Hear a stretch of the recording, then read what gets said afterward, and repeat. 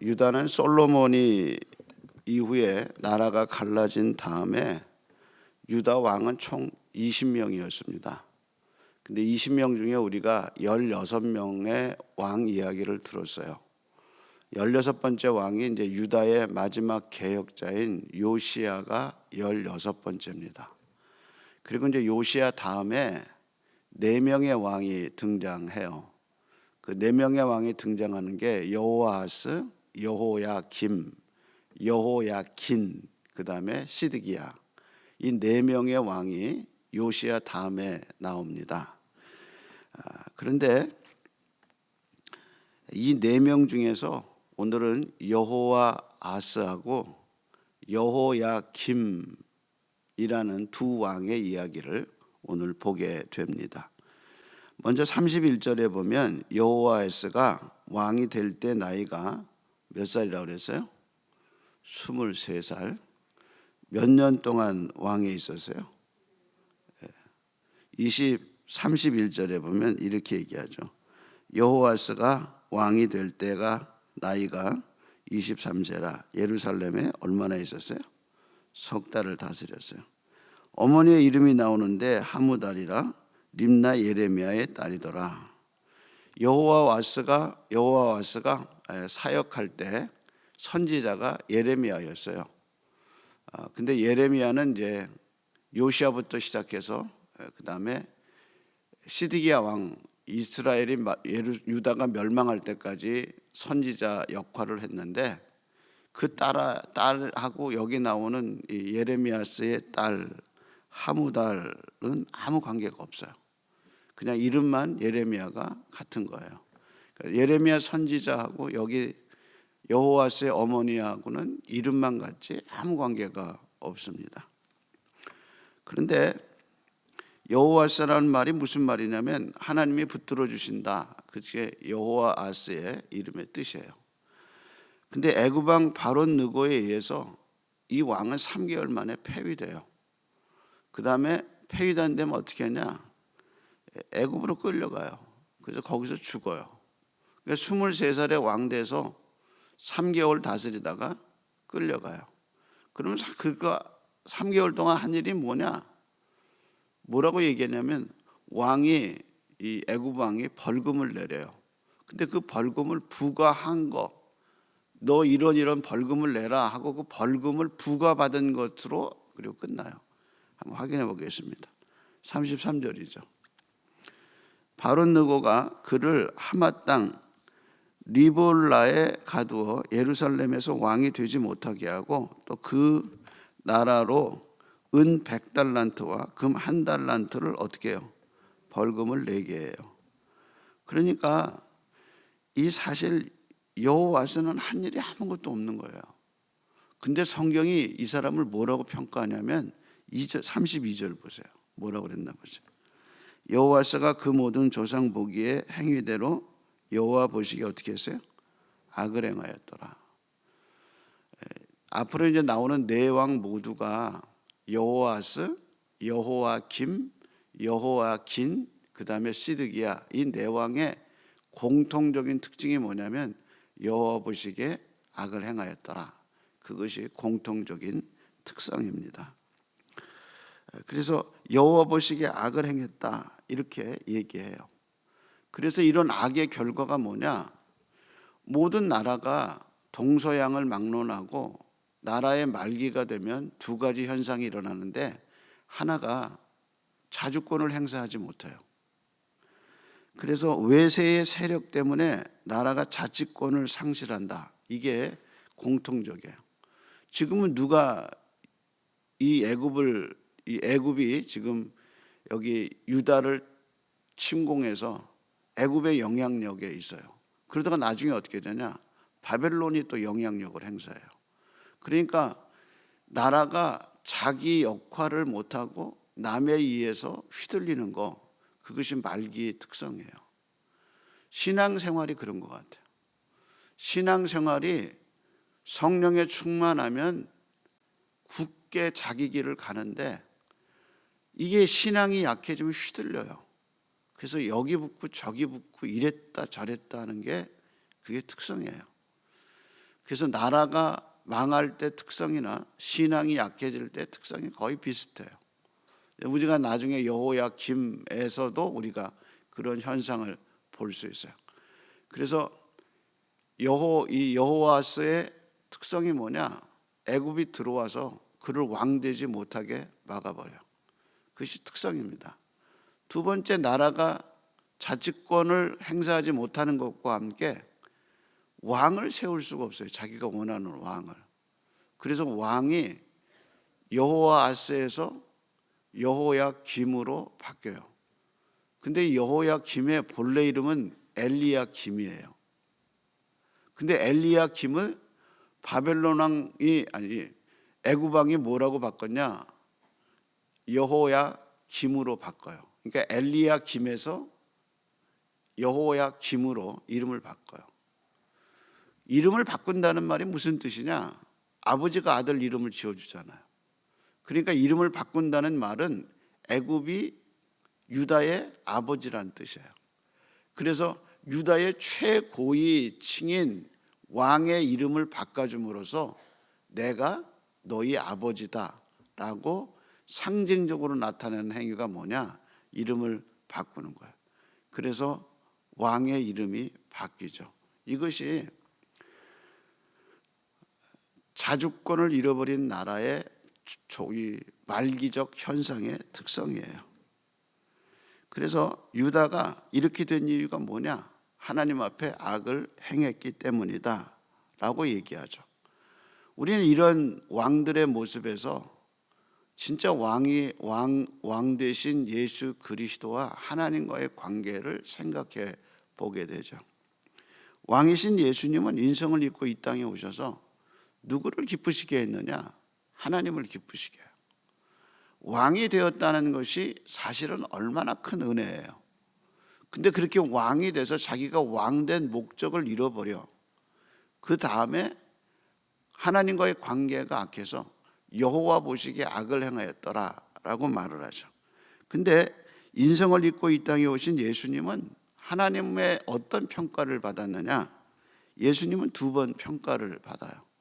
그 평가가 개인적으로 비밀스럽게 이루어진 게 아니라 하나님이 공개적으로 세상을 향해서 아들에 대한 자신의 평가를 말씀하시죠. 그것이 예수님이 세례받을 때 하늘 문이 열리고 하나님의 음성이 들리죠. 이는 내 기뻐하는 자요, 이는 나를 사랑하는 자다라고 얘기하죠. 이때 예수님이 가장 어려운 순간이었어요. 공생애를 시작하시고 십자가를 향해서 걸어가시는 예수님에게 하나님이 주신 평가가 뭐냐? 이는 내 사랑하는 자요, 내 기뻐하는 자다. 또 어디서 하나님이 이런 평가를 내리셨냐? 변화산에서 예수님이 십자가 사건을 치시기 위해서 십자가 사건을 자기가 죽음을 의논한 것이 엘리사와 모세에게 의논하실 때 하나님이 제자들을 향하여 큰 소리로 말씀하시죠. 이는 내 사랑하는 자요, 내 기뻐하는 자다. 그 다음 말씀이 너희는 그의 말을 들으라. 그렇게 말씀하셔요. 그래서 하나님의 말씀 속에서 신비함이 있어요. 예를 들어서 예수님이 아직 십자가를 지시기 전이에요. 무슨 업적을 이룬 게 평가를 받을 만한 게 아니에요. 다시 말해서 예수님의 그 존재 그 자체가 하나님을 기쁘시게 하는 거죠. 영어에 blessing이라는 말이 사실은 라틴어에서 왔습니다. 라틴어에서 베네디케레라는 말이 영어의 blessing이라는 말로 바뀌었는데 베네디케레라는 말은 2가지 말이 합쳐서 되었다고 그래요. 하나는 좋다라는 뜻이고 또 하나는 말하다라는 뜻입니다. 그러니까 베네디케레라는 말이 좋게 말하다. 그것이 blessing이에요. 그러면 블레싱의 말은 뜻은 뭐냐? 나쁘게 얘기하지 않는다는 거, 좋게 얘기해 준다는 거죠. 그게 축복이라는 뜻이에요. 근데 예수님이 뭔가 십자가라는 업적을 지기 전에 하나님은 그를 기뻐하셨어요. 그러니까 하나님에 대한 우리의 인정은 우리에 대한 인정은 우리 행위 이전이에요. 그래서 사도 바울이 하나님의 선택을 말할 때 야곱과 에서의 이야기를 하면서 명확하게 밝히잖아요. 그들이 뭐를 했기 때문에 하나님의 언약 속에 들어간 게 아니라는 거예요. 출생하기 이전에 하나님의 에서는 야곱은 선택했다라고 얘기하시죠. 그것은 이제 구약 성경의 선지자들이 내가 에서는 야곱은 사랑하고 에서는 미워했다라는 말을 하는데, 그 사랑과 미움이 감정적 표현이 아니라 언약적 관계의 표현이에요. 그러니까 내가 뭔가 행하기 전에 하나님이 나하고 언약을 맺으셨다는 거죠. 그것이 십자가의 은혜죠. 우리가 예수님처럼 내가 하나님 앞에 사랑받는 존재가 됐고 기뻐하시는 존재가 된 것은 내 행위가 아니라는 것입니다. 우리가 아이를 낳죠. 아이를 낳고 아이가 자라는 걸 보면서 그 아이가, 조그만 아이가 무슨 행위를 했겠어요? 그렇잖아요. 근데 내 속에서 낳은 그 아이가 그냥 이쁜 거야. 그렇죠? 그냥 삥긋 웃어도 그냥 마음이 녹아지고, 그 애가 뭘 날 기쁘게 한 게 없는 거야. 근데 그냥 그 존재 그 자체가 기쁘고 감사하고 좋은 거야. 마찬가지로 우리가 하나님이 우리에 대한 사랑이 뭐냐? 바로 이런 거다. 그러니까 예수 안에 있는 우리를 하나님이 똑같이 저는 내 사랑하는 자요, 내 기뻐하는 자라고 인친 사건이 바로 선택 사건이에요. 그래서 하나님의 선택 때문에 내 행위 이전에 하나님이 나를 선택했다는 그 사실 자체가 하나님이 나를 기뻐하고 나를 사랑하시는 존재라는 거예요. 그럼 여기서 우리가 의문이 들죠. 그러면 하나님께 인정함을 받고 사랑을 받았기에 마음대로 살아도 되는가? 그렇게 살 수 있으면 살아보세요. 그렇게 못 살아요. 철없는 아들이 어느 날 어머니의 사랑을 느꼈어요. 어머니가 혹은 부모님이 날 위해 저렇게 고생하시는구나. 그러면 뭐예요? 철든 거죠. 그러니까 하나님의 사랑을 받고 하나님의 은혜를 받았기 때문에 그 사랑을 알고 있는데, 그 은혜를 알고 있는데 내가 그걸 기회로 마음대로 내가 살자, 그럴 수가 없다는 거예요. 그렇기 때문에 철들었다는 말이 뭐냐? 사랑을 아는 거예요. 사랑을. 주님이 나를 위해서 십자가에 죽으시고 내게 새 생명을 주셨구나. 그거를 아는데 어떻게 마음대로 살아요? 그렇게 못 살아요. 예수님도 수많은 고난을 헤쳐갈 수 있었던 건 뭐냐? 하나님의 인정하심이 있었기 때문에. 그래서 예수님 요한복음에서 늘 하신 말씀이 뭐냐? 아버지는 나와 함께 하시느니라. 그게 예수님의 인성을 입으신 예수님의 바로 고백이라는 거예요. 이런 하나님의 인정하심이 우리에게 있다는 겁니다. 따라서 우리가 하나님 앞에서 우리의 평가가 왕의 평가가 아닌 예수님의 평가라는 사실을 기억하셔야 돼요. 그러니까 선택이라는 것이 그렇게 놀라운 하나님의 은혜예요. 내가 하나님을 기쁘시게 하기 이전에, 내가 하나님을 알기 이전에 하나님이 나를 아신 바 되었고 하나님이 나를 선택하셨다는, 내가 뭘 해서 선택받은 게 아니라는 거죠. 여기에 우리의 자신감이 있고 여기에 우리의 소망이 있는 거예요. 그래서 하나님이 나를 버리지 않는다. 하나님이 나를 그냥 홀로 두지 않는다. 이 상태에 하나님이 나를 그냥 죽으라고 두지 않는다는 자신감과 확신은 어디에서 오느냐? 하나님 나를 선택하셨다. 그게 하나님의 사랑이에요. 그래서 왕의 이야기를 들으면서 왕이 되었다는 사실이 하나님의 은혜라는 거예요. 근데 그들이 그 목적을 상실하고 하나님 앞에 악을 행하고 있다는 거죠. 그래서 여호아스, 여호야김, 여호야긴, 시드기야, 이 네 명의 왕의 공통적인 말은 그들이 여호와 앞에 악을 행하였더라. 그들이 선택받고 그들이 하나님의 왕이 됐다는 사실의 본분을 망각하고 살아가는 거란 말이에요. 그래서 여호아스 뒤에 이제 누가 왕이 되느냐? 여호야김이 왕이 돼요. 몇 살에 왕이 되나 한번 살펴보겠습니다. 34절을 한번 보겠습니다. 바로 느고가 요시야의 아들 엘리야금을 그의 아버지 요시야를 대신하여 왕을 삼고 그의 이름을 고쳐 여호야김이라 하고, 여호아스는 애굽으로 잡아갔더니 그가 거기서 죽으니라. 그리고 이제 24장 36절에 다시 한번 나오죠. 23장 36절에 이렇게 얘기하죠. 여호야김이 왕이 될 때 나이가 몇 세예요? 25세예요. 그리고 예루살렘에서 얼마나 다스렸어요? 11년을 다스렸다. 그의 어머니의 이름은 스비다라, 루마 부다야의 딸이더라. 그러면 여호야김과 여호야스 중에 누가 형이죠? 둘 다 요시야의 아들이에요. 누가 형이죠? 그렇죠. 여호야김이 형이에요. 왜냐하면 31절에 보면 여호아스가 왕이 될 때가 몇이에요? 23세죠. 그리고 3개월 왕위에 있다가 잡혀가죠. 그런데 여호야김은 이제 엘리야김인데 나이가 왕이 될 때 나이가 몇 세예요? 25세죠. 그럼 누가 형이에요? 여호야김이죠. 그럼 한번 생각해 보세요. 상식적으로. 동생하고 형이 있어요. 누가 왕이 될 자격이 있죠? 그렇죠. 형이죠.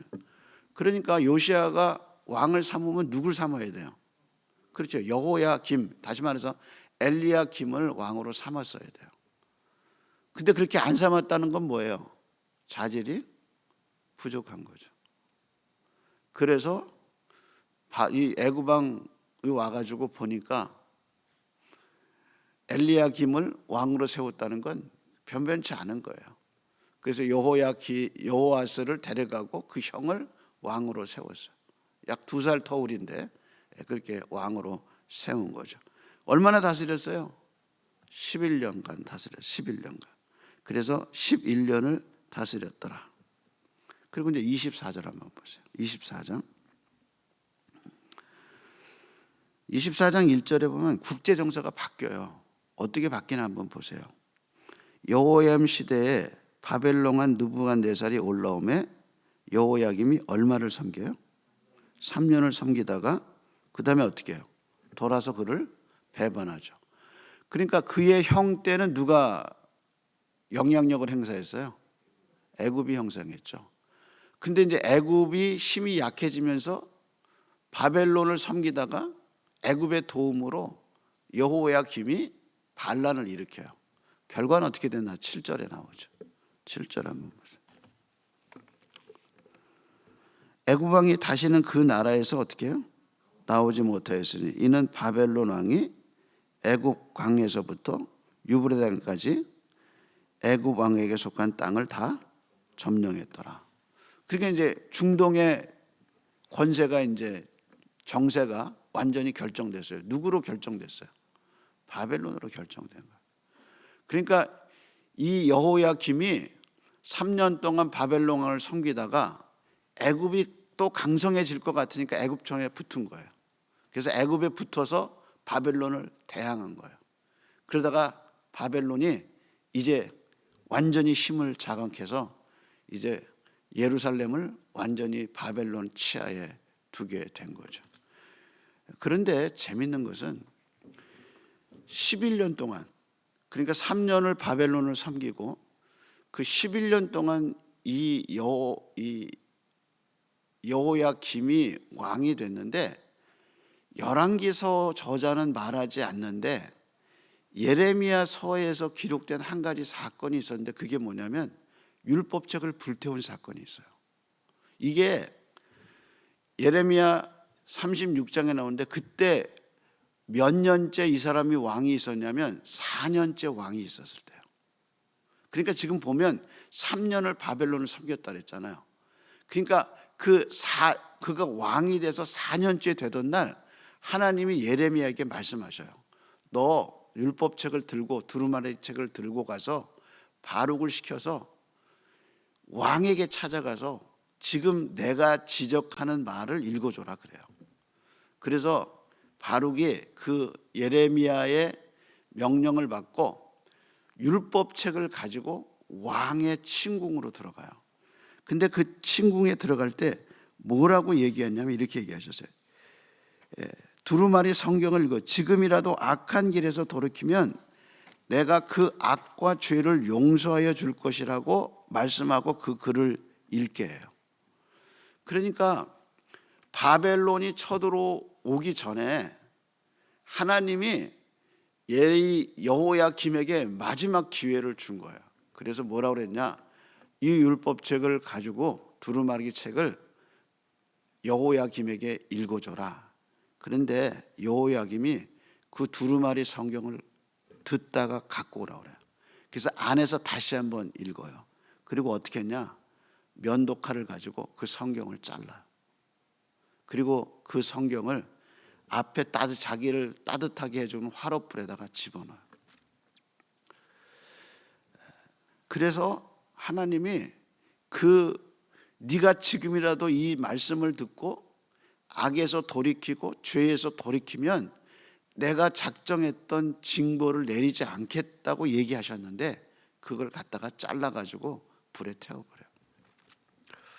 한 신학자는 면도칼을 이용해서 사용하는 여호야김의 이야기를 이렇게 적용을 했어요. 칼을 든 여호야김은 성경을 이용하려는 모든 자를 상징하는 풍자로서 그들은 성경을 자신의 통제하에 두어서 마음대로 주무르도록 할 수 있도록 축소시키고자 하는 자들이다. 우리는 스스로 인생을 통제하고 주도권을 쥐고 싶어 하기 때문에 하나님의 말씀을 통제하려고 조각조각 잘라내고 심지어는 실용적으로 이용하고 싶어 한다. 이게 이제 유진 피터슨이 여기 여호야김이 성경 자르는 걸 보고 한 말이에요. 하나님의 말씀까지 통제하고 싶어하는 인간. 그래서 자기에게 필요한 것은 받아들이고 필요하지 않은 것은 불에 태워버리는 말씀에 대해서 종교성을 가지고 그리고 말씀과 하나님을 통제하고 싶어하는 인간의 모습이 바로 여호야김의 모습이다. 그렇게 얘기해요. 여러분, 마귀도 성경을 잘 알아요. 예수님 시험할 때 어떻게 했어요?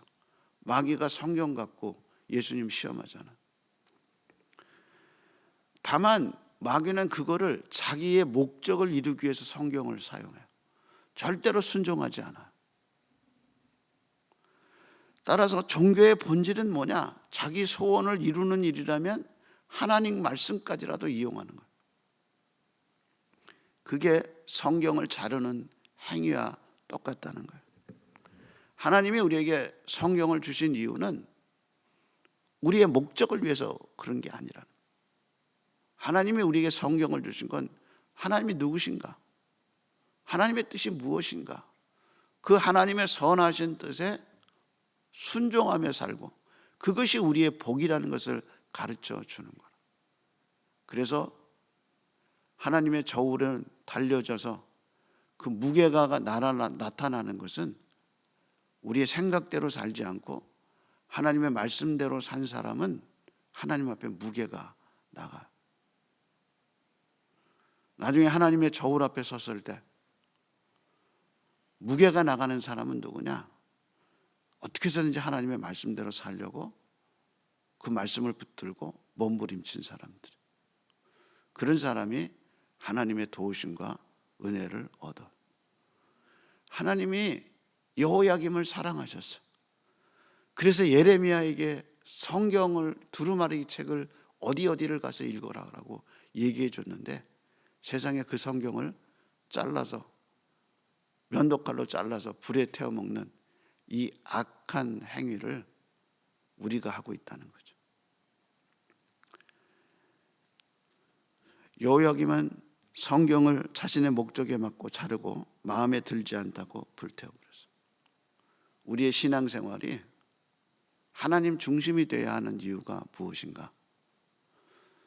하나님의 그렇게 사는 것이 우리에게 복이에요. 여호와의 율법을 주야로 묵상하는 자가 복이 있다. 얼마나 복이 있느냐?